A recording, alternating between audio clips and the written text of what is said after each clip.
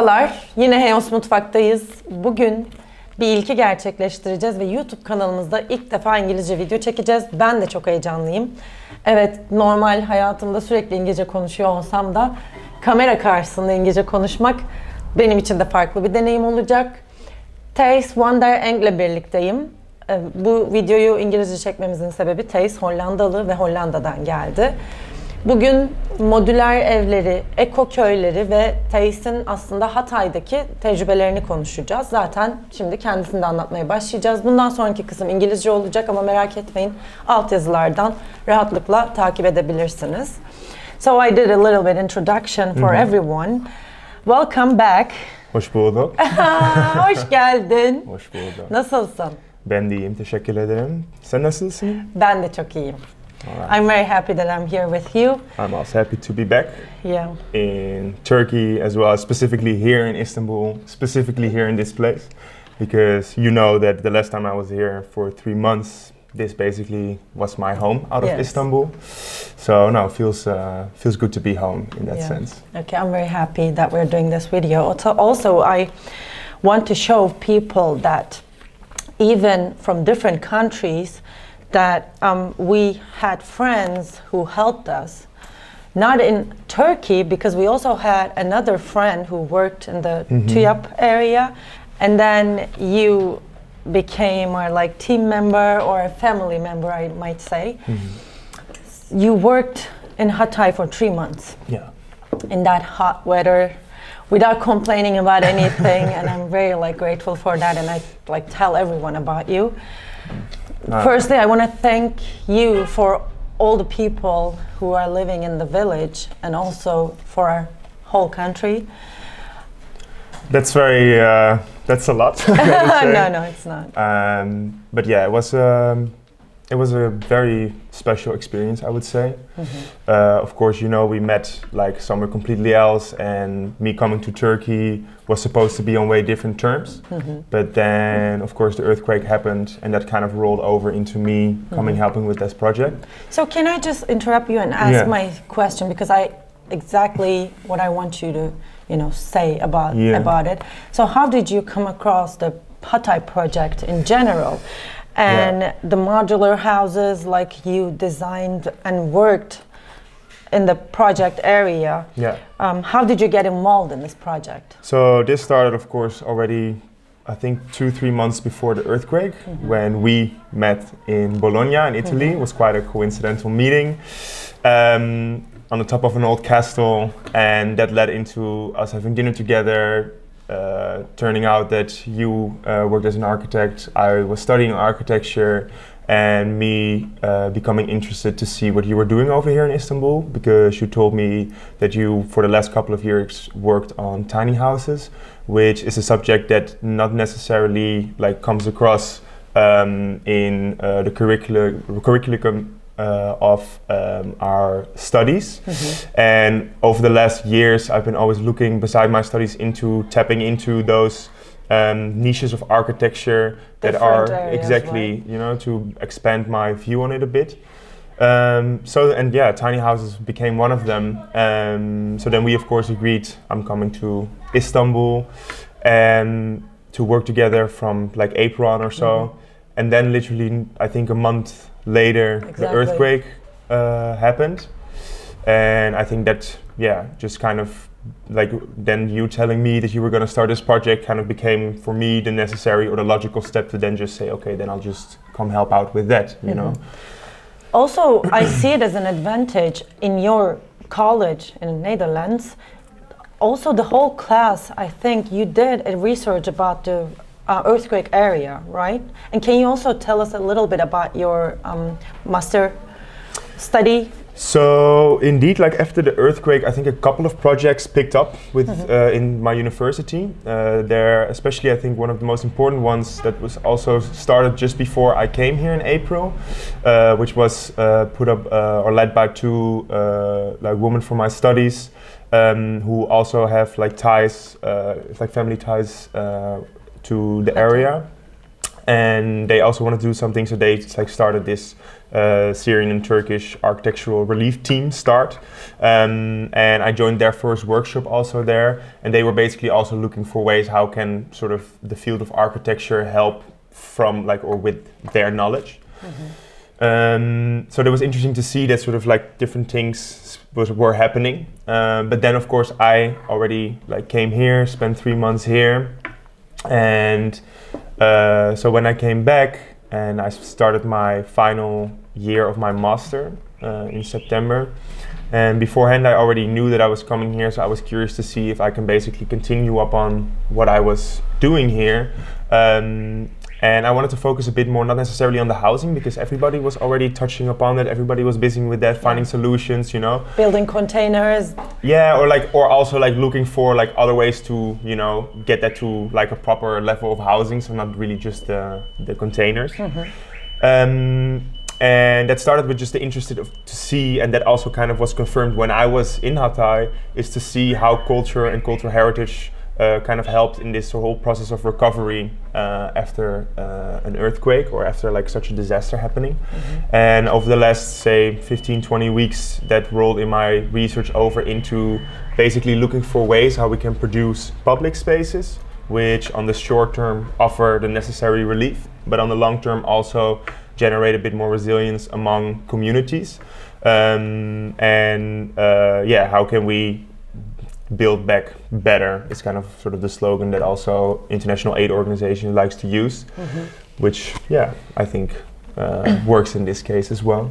Perfect. So my next question is, what specific challenges did you face in Hatay, in the field we were working, or in Hatay generally? Yeah, so maybe to answer that question, it's good to know that what I've basically been doing there because I would say my role here consisted of 3 parts.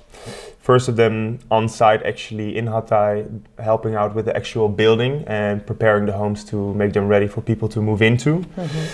I would say challenges there were, I think, sometimes mainly my lack of knowledge with actually building, and I also found, or actually realized, especially also in hindsight, reflecting upon my time here, is that I felt I think actually architecture students should also be obligated to work in the field and do actually building, because you certainly understand how buildings actually work, and even though this is on a small scale, going from the abstract drawing or a model to actually building yourself, it's just very eye-opening to a certain degree.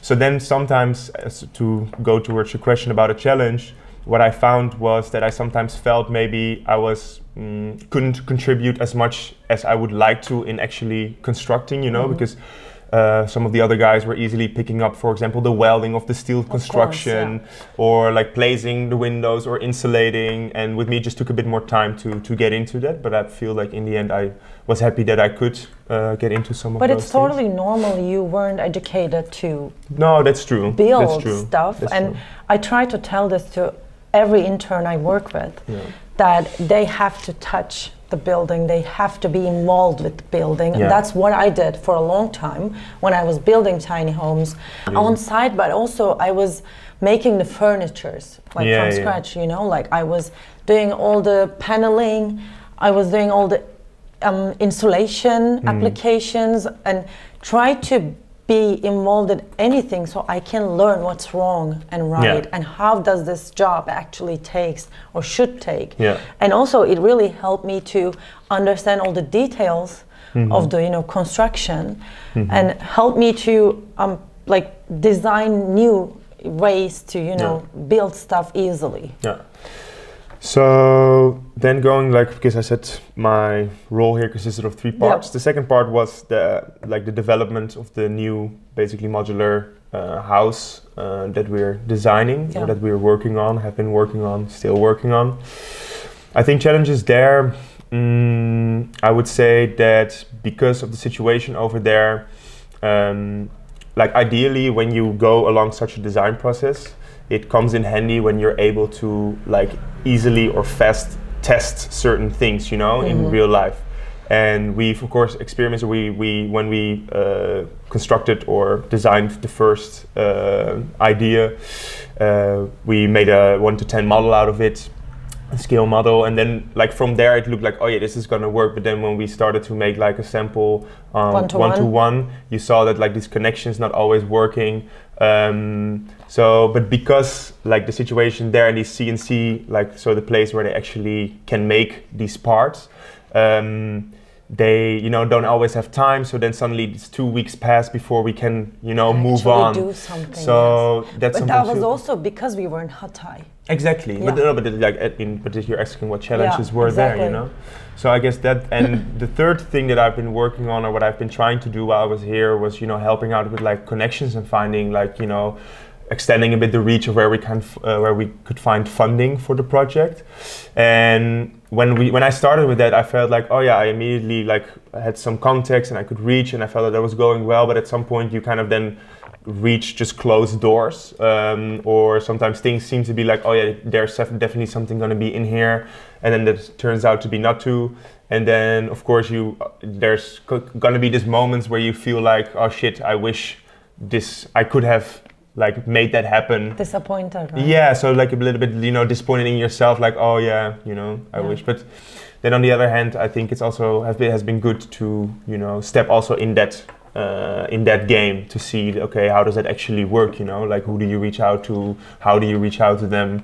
And what actually can people offer? It really challenges you to step out of best. But also to step out of your comfort zone. Exactly. So you mentioned that you're still working for Hatay with your thesis project, and what I want to ask is, how did you experience cultural and architectural differences in transitioning, from Netherlands to Hatay, and how did these differences influence your design philosophy? So that's a good question. And it's an interesting question because that's actually sort of part of what my research is about. So what I've basically been doing over the last 20 weeks is finding out, okay, how, in which ways can we actually go to the production of such public spaces.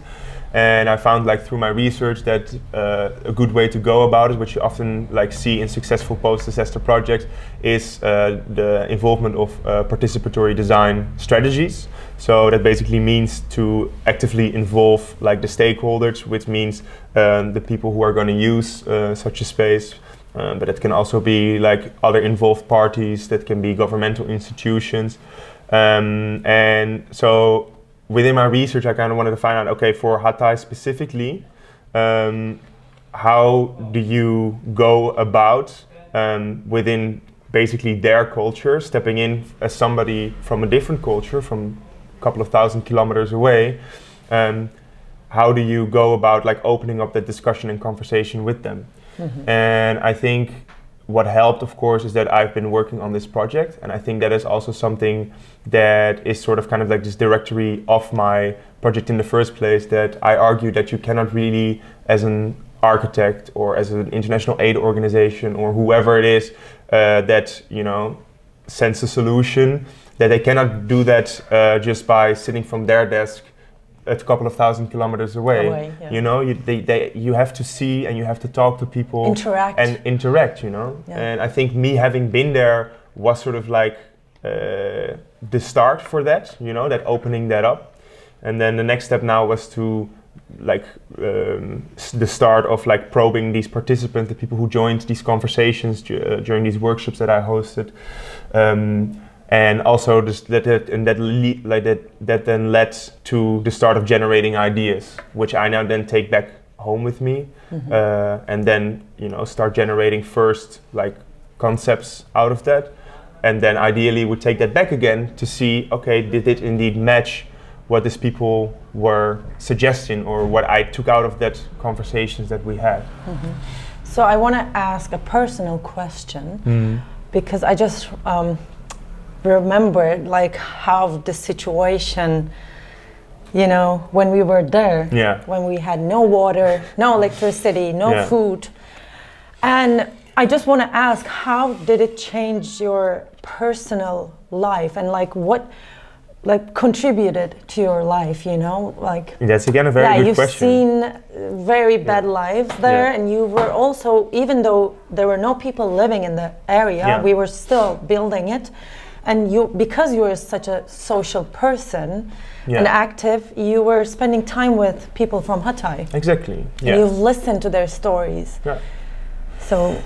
So I think because I've reflected on this as well, you know, after I've been back. And what I found interesting is that, like, in general, being there was a very humbling experience. And you said indeed, like, oh yeah, we also didn't have water there. We also didn't have like all these amenities there. But you know, I knew that after 3 months I was going to be back in the Netherlands with all the luxury I have there, basically. You know, I also knew that after spending 2.5 weeks there, I was going to go back to Istanbul, where I also had like just, you know, the comfortabilities of life, so to say. But I noticed that every time I was there, I was being very confronted with like this, you know, very being humble and very reflecting on what actually are things that I consider important in life. You know, I remember when I was there, at some point I was thinking, yeah, I don't need to buy any new clothing. I don't need this. Why I do that? You know, and basically going back to the basics, like, why am I here? Like, what is important to me? Who is important to me? You know, if you talk to somebody who has lost basically his whole family, that does something to you, you know? Yes, of course.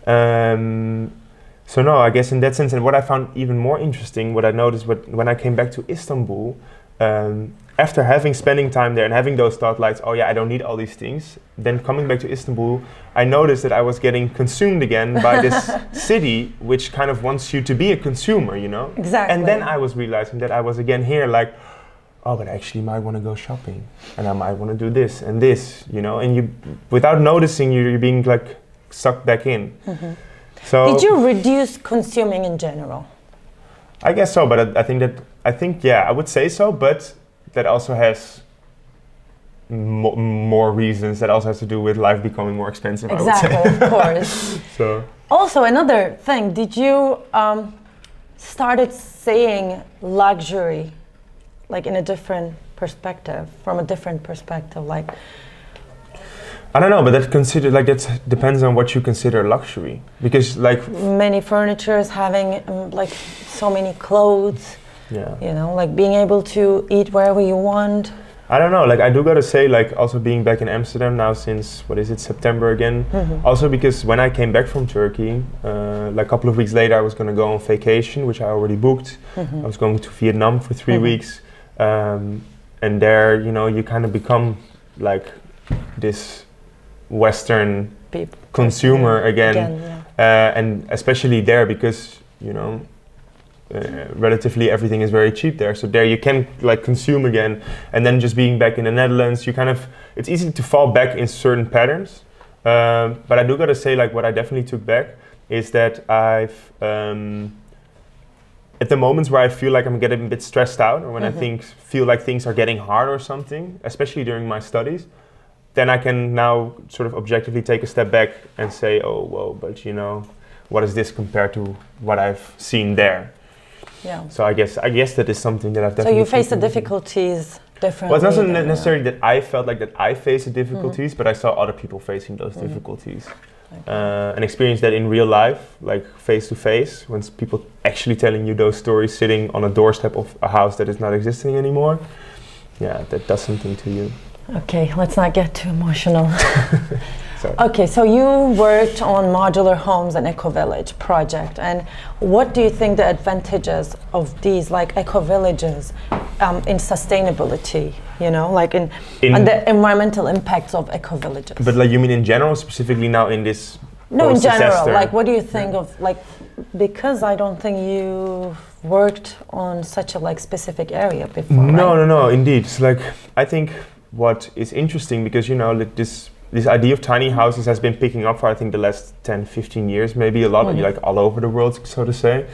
And I think it's interesting to see that people actively want to, you know, consume less and want to go back to a bit more back to the basics also, and also indeed like back to a more like natural environment. And it's interesting to see like how still the general opinion kind of considers those people to be outcasts to a certain degree, oh, but they, you know, they're just crazy. They're just like these animal lover, vegetarian people who, you know, or hippies. or hippies. Well, actually, I think that a lot of, like I know that when I escape the city for a bit, either on vacation or just going to the forest or something, that is like, you know, offers relief. It's refreshing. So people not understanding that people want that permanently, it's kind of funny, right? Yeah. Don't you think? And I think that like building, like people want to live in this communal way, like that's been going on for ages, you know? Back in like Greek times, there's a very famous philosopher who basically took this idea of communal living, spread it all along the Mediterranean Sea, where all these communes popping up, where people just want to live with friends, you know, people that they like, instead of being forced into, you know, a kind of set up society for them. And you know who suppressed that down? The church. And they built a church on every place where that communal like was. Just mentioned something very important as well, like the advantage is not just like giving back to nature what you consume from it, but also it creates a more social, you know, for sure, an environment that you can be more happy and feel free. For sure. Yeah. So how did you interact with the local community during the project process, and how did you address their needs into your project? Because we just did a workshop there. Yeah. So when I was there, first time, the 3 months when I was there, I just tried to like talk to people and just get a bit of an idea to how they were facing this whole situation. And because, you know, you can ask somebody there, what do you need? And you can get an endless list of what people might need. And what I tried to do basically in my research was like be a step ahead of that, and through a sort of preliminary research I did, which consisted also of, you know, the notes and like the experience I took, or like I basically written down when I was there the first time, and built first, so to say, scenarios out of that, which I then converted into these workshops to basically open up the conversation or discussion, to get a good idea and to activate people to think about like, how do we go from here together, you know? Yes, it's very important. You also, like, what I loved about this whole project of yours is, we also talked about it a lot in there, you activated people so that maybe they can, you definitely did. And then maybe they will get out of this like standing situation to do more for themselves. You know, like that's indeed ideally the position where you want to go to, but you like you also know with a lot of people there, it's still hard. They're still a bit like paralyzed from the whole situation. Yes. It's very so it's going to be a slow process. But what I find most, how do you say, like what really boosted my like goings for my project from here is to see that how people, what they've experienced there, and like this different type of living, even though it's only been for the last couple of months, but also in terms of like how they experience like different materials, so to say, where they live in, that they actually already actively saying like, oh no, but I think this is the better way to go. And we mean wood construction, wooden houses with that, because they are now living in the wooden houses, and some of them didn't even touch wood before. They were living all in concrete buildings, and now they said that they feel safe. So, you know, and like with that, these people actually already become, you can call them maybe sort of ambassadors for introducing these different construction techniques, because they can be the ones who can stand behind you and say to the others, like, look, it is better, believe me. And that's like way more stronger than when this architect from the Netherlands, comes and say, oh no, but we're gonna do it like this because I know so much better than you do, you know? I also think that it is very important. It's also what we try to do with these videos, interviews, like discussions, to impact people, you know? If we can inspire one person, he can inspire many more. So also what you said was very important, that now that they've experienced it, they will be better ambassadors of this lifestyle. Exactly. Yeah. And I think it's very important and valuable. Yeah. So we're finishing now, and what I want to ask: do you have for young architects or still students, or like young designers interested in working in sustainable projects? Yeah. You know. So I would say, look what's out there. Like, I think a lot of like young architects, especially still in studies, like at university we get like this, at least in our case, you get like quite this big like playground, and you're being very invited and stimulated to think creatively and out of the box and really towards like this sustainable future together. But then the moment that you finish your studies, a lot of these people are going to work at offices that are established because they have a name or whatever, but these offices are often still led by an older generation who look different at these things. So I don't know, I just want to invite people to see what's out there and think outside the box. And think outside and keep thinking outside the box, and don't conform yourself to this sort of already in place style that there is. Because if we really want to like take it to a more sustainable and a better future, like we are the ones who are now being like trained in that, and then we also have to make that happen. So yes, we have the power. We do have the power. Yeah. We do. Yay architecture. Okay, thank you so much for. Teşekkür ederim. Rica ederim. Katıldığın için. Bu arada Tijs gerçekten çok da güzel Türkçe konuşuyor. Hatay'da. Don't laugh. Ama yes, biraz. Still, you understand anything I say. Yeah. Hatay'da bulunduğumuz sürede gerçekten hem birçok kişinin İngilizce konuşamamasından hem de onun kendi naifliğinden ve duyarlılığından diyeceğim, İnsanlarla iletişim kurabilmeyi istemesinden çok kısa sürede Türkçe öğrendi ve şu anda geçen hafta işte Hatay'daydık. Birçok kişiyle diyalog kurabiliyor. Bizimle sohbet edebiliyor ve bu gerçekten oradakilere de kendini çok özel hissettiriyor. Bunun için de yani duyarlılığı için teşekkür ederim sana. Umarım hoşunuza gitmiştir konuştuklarımız, anlattıklarımız. Umarım daha geniş bir kitleye, başka ülkelerdeki mimarlık öğrencilerine ya da sürdürülebilirlik aslında tutkunlarına bir şeyler katabilmişizdir. Teşekkür ederiz bizi izlediğiniz için. Lütfen kanalımıza abone olun ki daha fazla kişiye ulaşıp daha fazla kişiye ilham olabilme şansını elde edelim. Sizi seviyoruz. Hoşça kalın. Bye. Görüşürüz. Kürdiş. Ne öğrettin? Hadi. Kürdiş. Yok yemek. Söyle yine. Günaydın. Günaydın, hoş bak. Evet. Bir dakika. Baştan. Kayıt.